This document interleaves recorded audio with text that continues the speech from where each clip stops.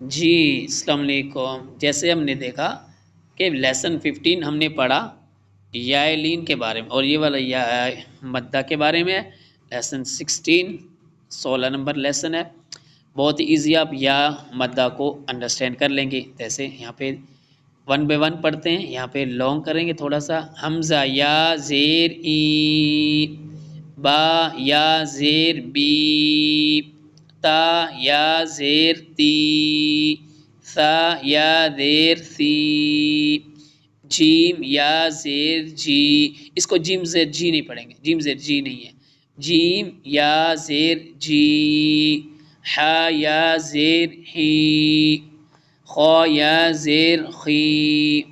Last one पढ़ते हैं। नून या ज़ेर नी, वाव या ज़ेर वी, हा या ज़ेर ही, हमज़ा या ज़ेर ई साउंड। और यहाँ पे या ज़ेर जी। इसलिए पहली और आखिरी लाइन को पढ़ते हैं कि पहला बिल्कुल इजी होता और ये थोड़ा सा डिफरेंट होता है, इसलिए इसको भी साथ पढ़ देते हैं। अब आते हैं एग्जाम्पल की तरफ, कैसे हम इसको अंडरस्टैंड करेंगे। देखें, हमज़ा या ज़ेर ई, ता वाव पेश तू, ई तू। यहाँ पे देखें पहले या मद्दा है, या साकिन से पहले ज़ेर है और फिर वाव मद्दा, ई तू।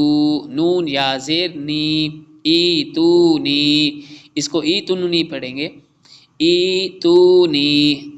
तीनों को मद्दा, तीन हर्फ मद्दा यहाँ पे एक ही लफ्ज़ में, ई तू नी। पहले या मद्दा, फिर वाव मद्दा, फिर या मद्दा, ई तू नी। और नेक्स्ट वन है मुबीनिन, मुबीनिन, यतीमन, यतीमन, या ज़बर या, ता या ज़ेर ती, मीम दो ज़बर मन, यतीमन कसीरन मजीदुन।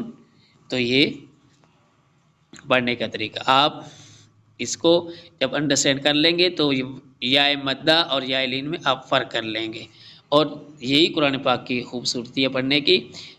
मध्य वालों को मद लॉन्ग करके पढ़ें और शॉर्ट वालों को शॉर्ट पढ़ते। जैसे देखिए अजीमुन, अजीमुन, इसको अजीमुन नहीं पढ़ना और आजीमुन भी नहीं पढ़ना, क्योंकि आइन के ऊपर सिंपल ज़बर है और फिर ज़ुआ उसके बाद या मद्दा है। अजीमुन, आई ईनुन, ईनुन, इस तरह एक आइनुन भी लफ्ज़ आता है, लेकिन यहाँ पे या मद्दा की एग्जाम्पल है। लास्ट लाइन को पढ़ते हैं। मीक़ातन, आवी, आवी, हमज़ा